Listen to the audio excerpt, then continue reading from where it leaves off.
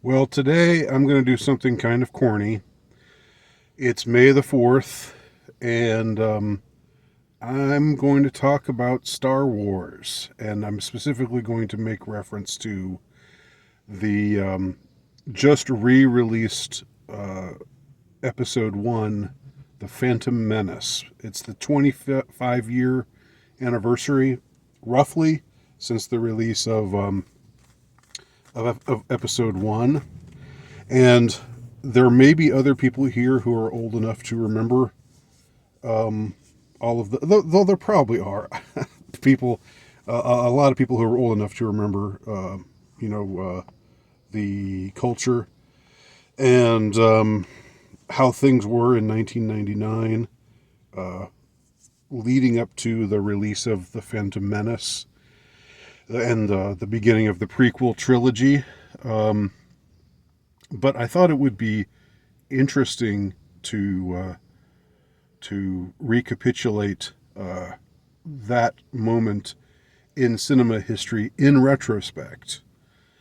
Um, Now full confession, I was a Star Wars fan early on. It got into my blood.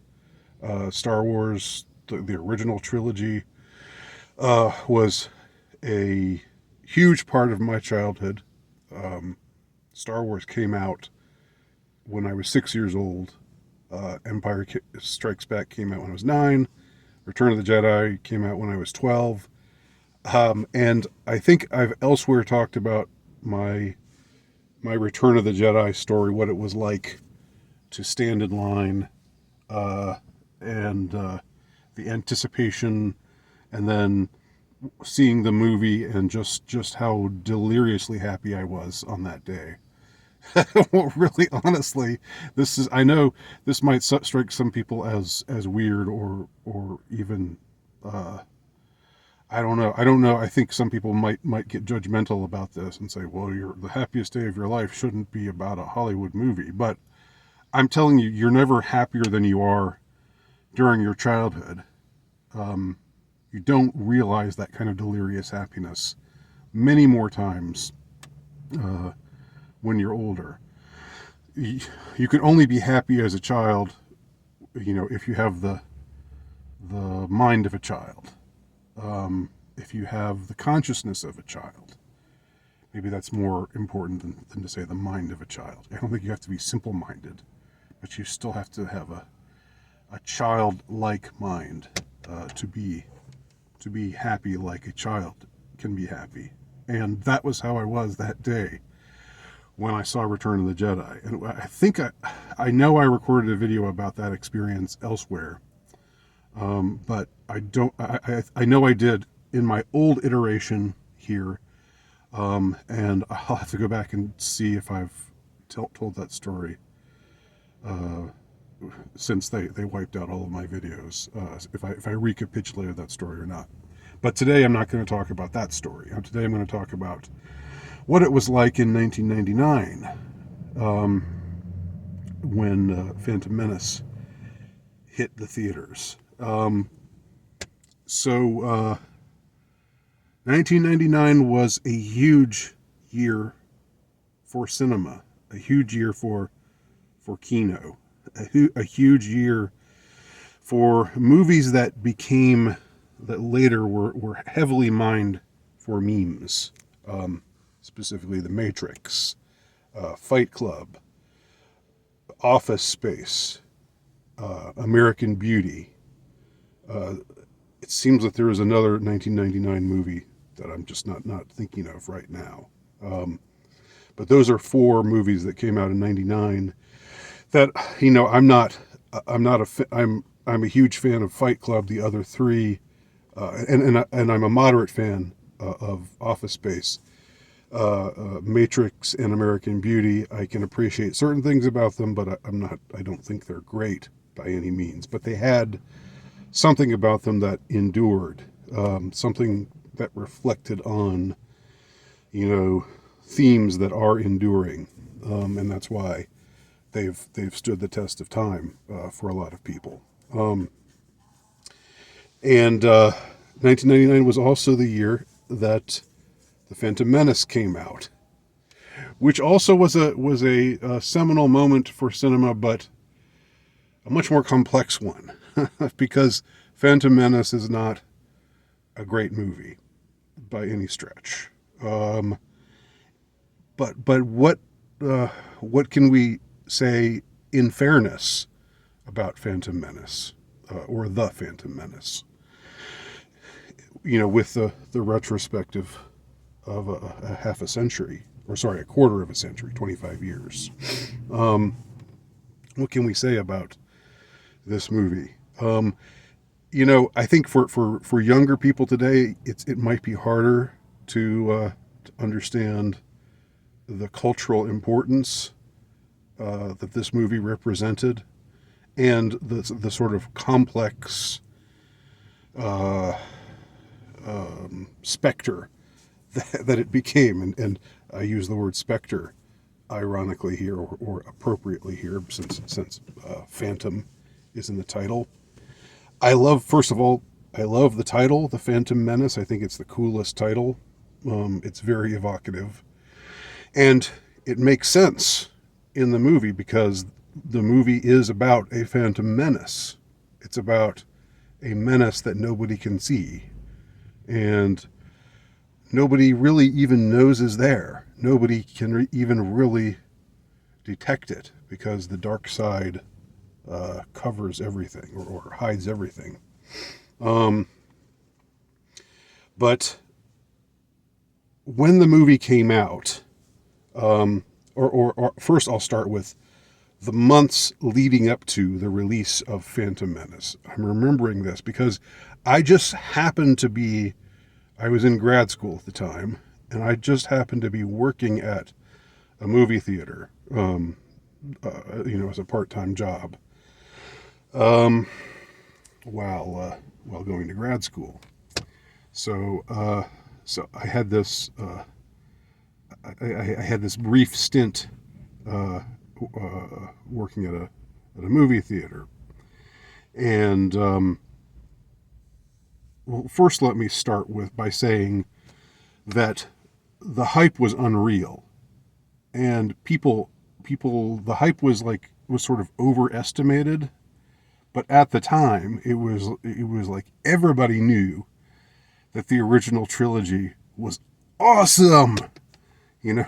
Like there wasn't, like, now there are all these quibbles, there are all these people saying, it was overrated, blah, blah, blah. I think there was more of a consensus at the time that the first three Star Wars movies, which are, of course, episodes 4 through 6 of the Star Wars saga, but that those movies were great. And everybody had, when I say everybody, I don't mean everybody, but I'm using it, more, just to convey the universality of this sentiment. Everybody thought of those movies fondly, and thought that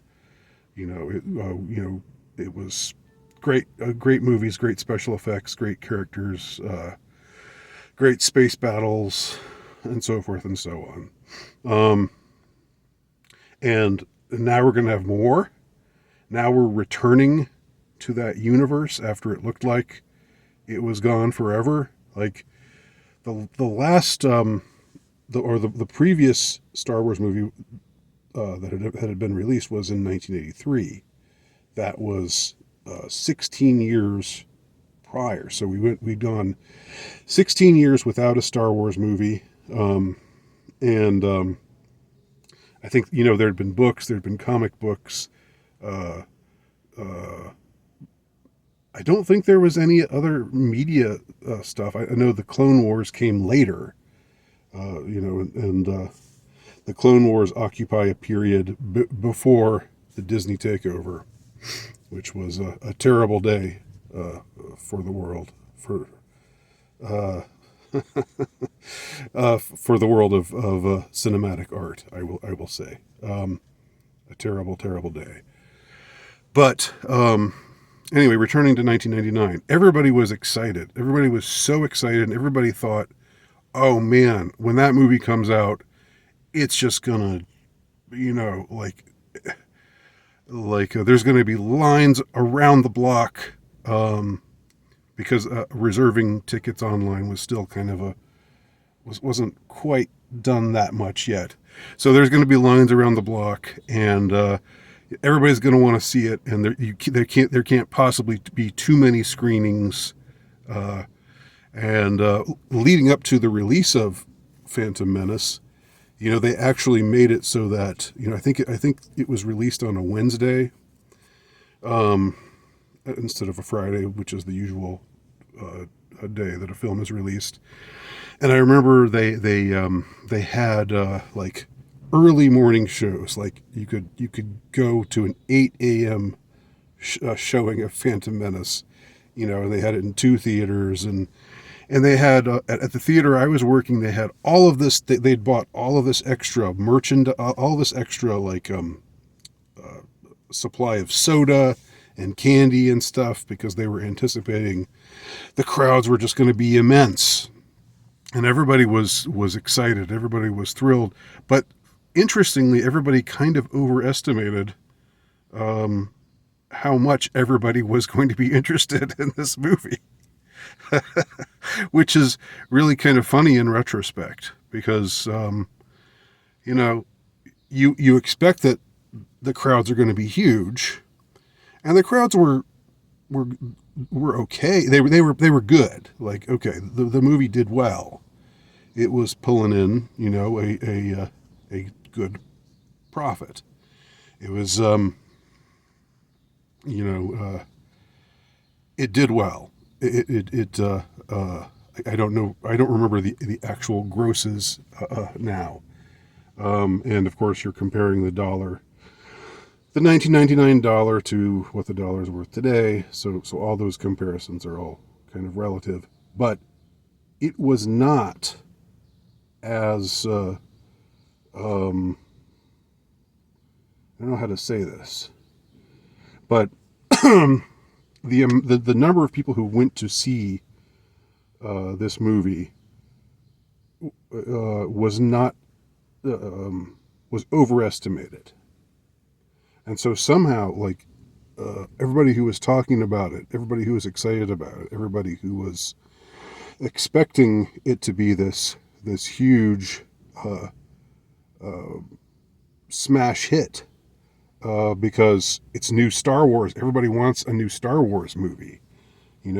Everybody loves Star Wars, and now we're going to go back and see, what led to Darth Vader becoming Darth Vader, and it's gonna, and then they cast Ewan McGregor, this hot young actor, the train spotting guy.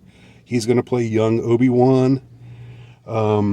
So I don't think much more of the cast was. Well, there was also the famous actor cast as Qui-Gon, the Irish actor, and maybe Natalie Portman was kind of was sort of known in indie circles. She was still pretty young at the time,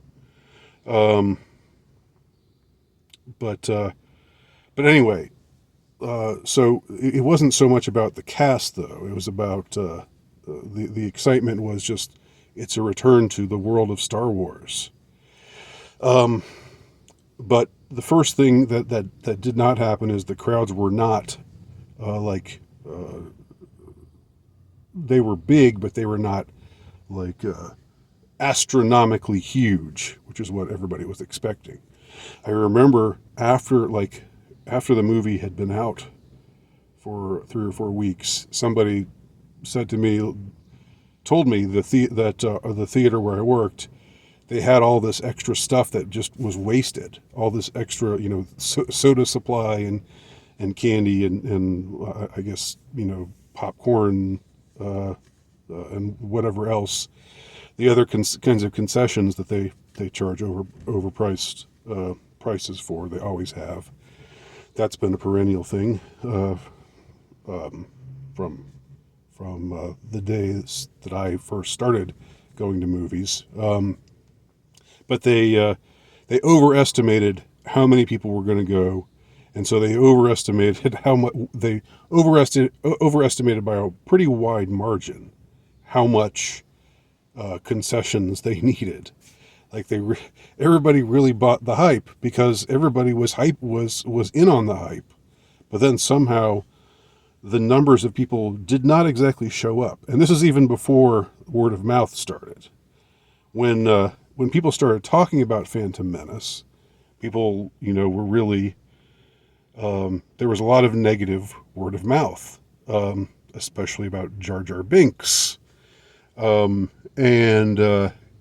just like stilted dialogue, and I don't know. It was too long. There was too much boring stuff about intergalactic politics that nobody was interested in.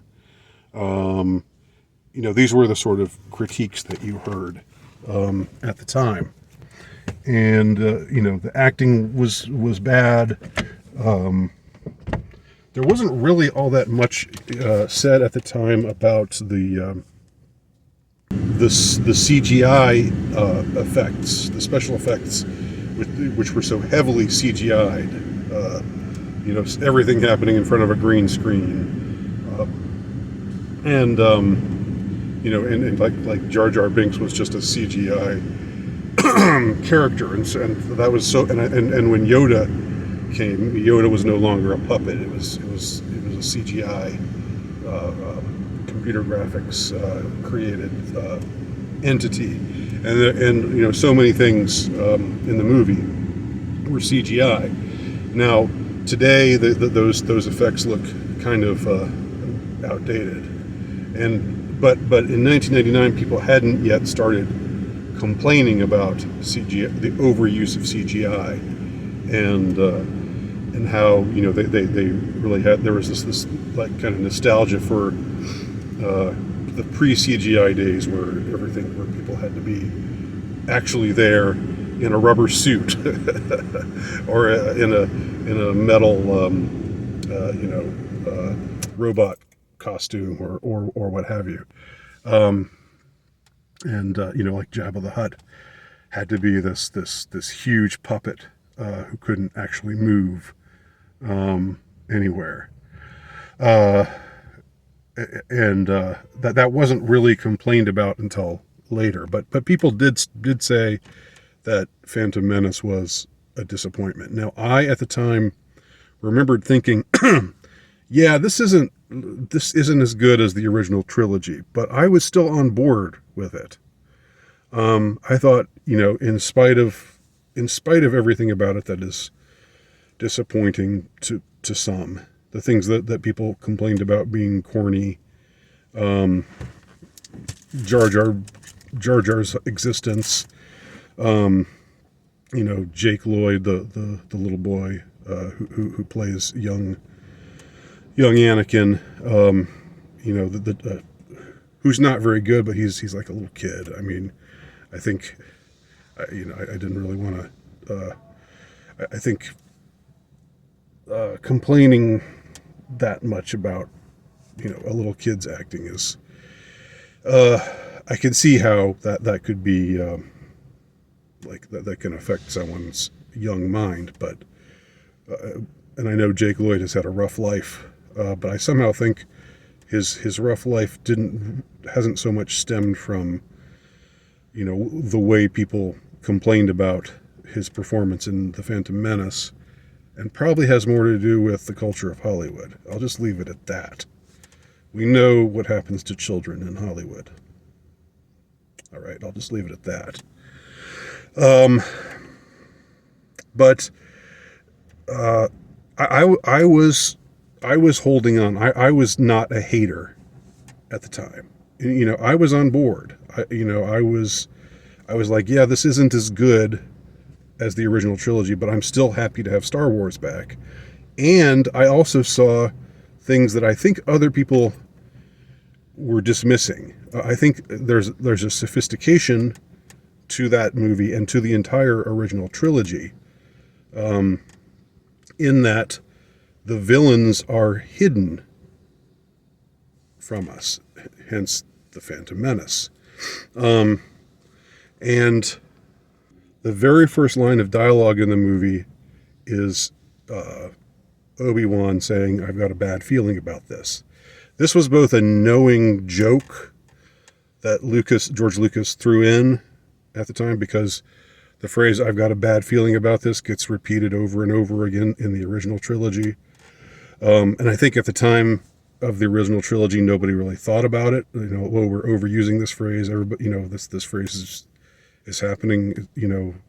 This phrase is being uttered so often to presage some moment of suspense, or some moment where things take a turn for the worse. And so it's making fun of that. It's making fun of that whole phenomenon of that particular phrase of dialogue. But I think it's also hinting at this hidden evil that is the Phantom Menace. And the Phantom Menace is partly young Anakin Skywalker, who's going to eventually, we know, become evil, choose the dark side. And this whole trilogy is going to be the story of Anakin Skywalker going to the dark side. But it's also, and this is something I watched a video with Jeremy Johns, where he's talking about the Phantom Menace. He's actually his video gave me this idea to do my own video. His is a lot more succinct than mine is, but in his video he talks about how the real star of the first three movies, the real star of the prequel trilogy, is Ian McDiarmid. And I can remember his name for some reason, but I can't remember the much more famous guy who played Qui-Gon. But the one who played Palpatine. And I think what's really cool about Phantom Menace is the character of Palpatine, and how his manipulations are so subtle. Like, he's the one who's really starting everything. He's making the separatist movement start, and at the same time he's manipulating this crisis on the planet Naboo, which leads to him being appointed chancellor, or taking over as chancellor. He starts out as just a senator, and he always seems, and in Phantom Menace, he seems like a nice guy. He seems like a good man. The only times we see the truth of who he really is when he appears as Darth Sidious, and there he's got his hood down over his face, so you can't really tell necessarily that it's the same man. But that's when Darth Sidious is communicating with Darth Maul, and telling him to do this and do that. So what I think is really interesting about the Phantom Menace, and I think I'll give myself credit, I'll pat myself on the back for actually seeing this at the time. There's so many times where somebody says, there's a line that gets repeated a lot in the movie that I'm just remembering now, is "you assume too much." That's a line that a bunch of characters say over and over and over, or characters say, not over and over, but different characters say it at different times. "You assume too much." So everybody, nobody knows what's really going on except Palpatine. And he is inscrutable. When you see his face, he doesn't look like he's not rubbing his hands together, doing the Emperor thing, saying good. He's thinking that, but it's a subtle, restrained performance, and he gets the good guys, the really sincerely good people like Senator Amidala, Natalie Portman, gets her to,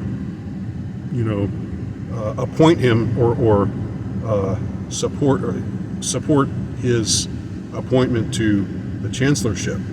So none of the good guys have any idea. They've got no idea that not even Yoda. You'd think that Yoda would be on top of this, but he doesn't know. Nobody knows. Nobody in the Jedi Council knows that Palpatine's an evil man. That he's secretly a Sith Lord, manipulating everything. And that's the really cool thing about the Phantom Menace. Now, I think that it took the Disney takeover, and it took the sequel trilogy for people to say, wait a minute, what Lucas did with the prequel trilogy when Lucas was still in charge. That's actually not that bad. It's actually it's to say it's not that bad. I know that sort of sounds like damning with faint praise, but at the same time, I think gradually people just saw that the sequel trilogy was not Star Wars, and it was obvious that these were other minds besides the actual creators of Star Wars, chief among whom was George Lucas, but there were others. But this was a whole different thing. This was a pandering thing. This was a trying to do fan service, by reintroducing the whole aesthetic of the original trilogy with stormtroopers and Star Destroyers and all the Empire stuff, which Lucas said. I remember his commentary on that was, they're not doing anything new. I wanted to do new things and show people something that they hadn't seen before.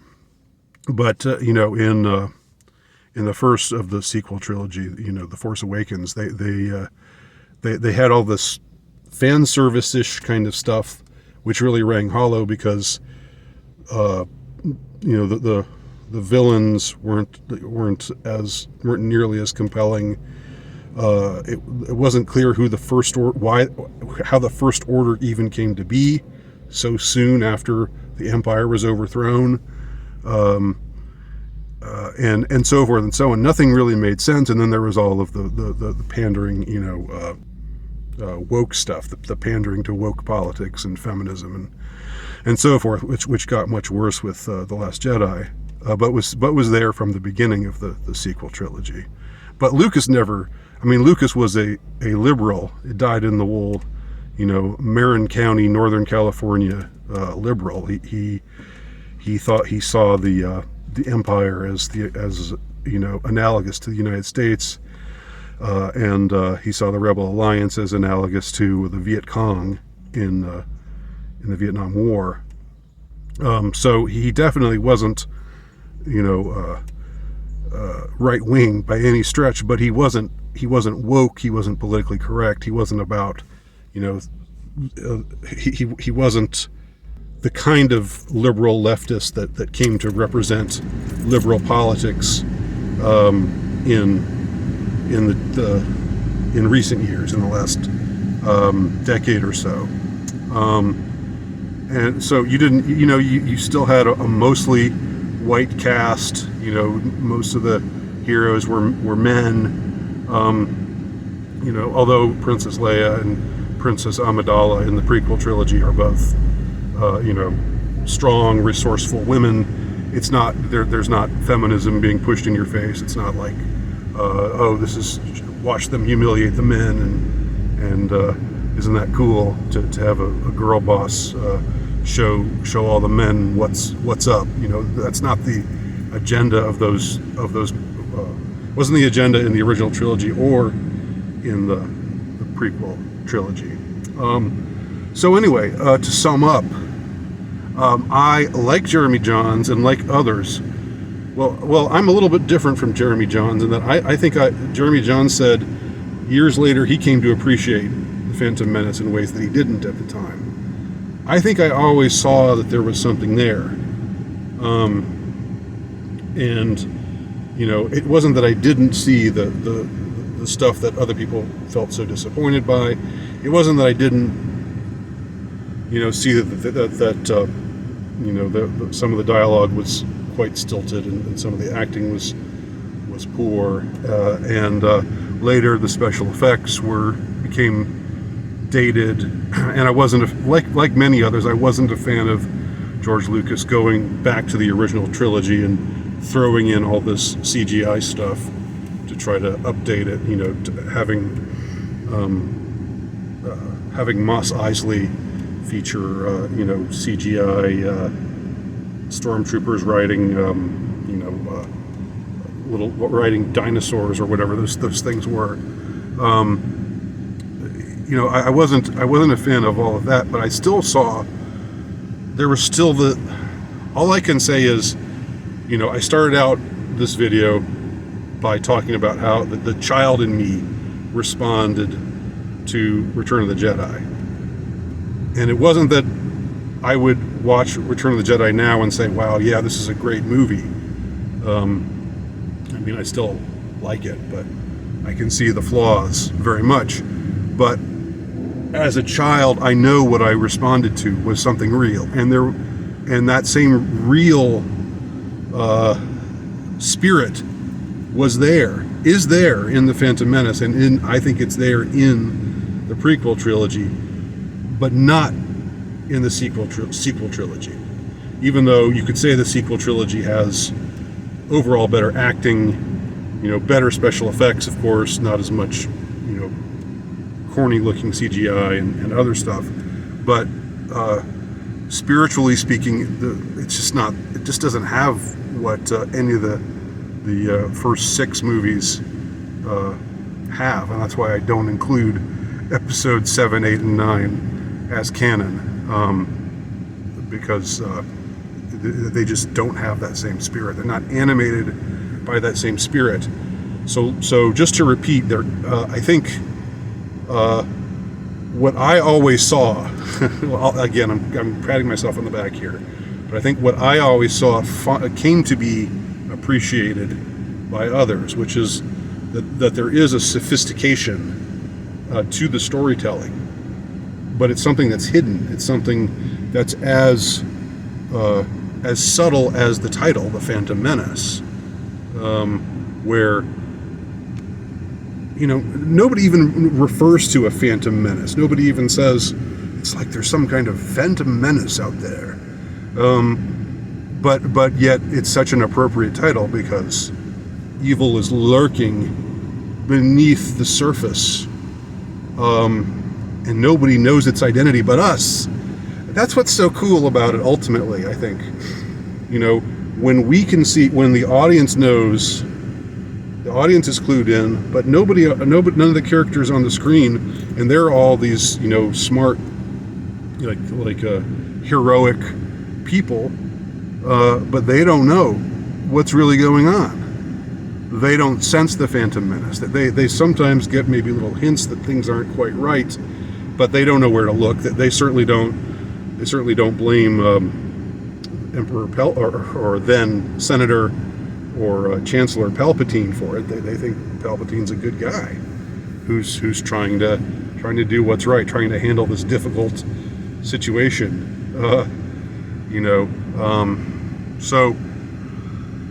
Anyway, those are my thoughts, and I think maybe I should do another video, because this one's already gone on too long.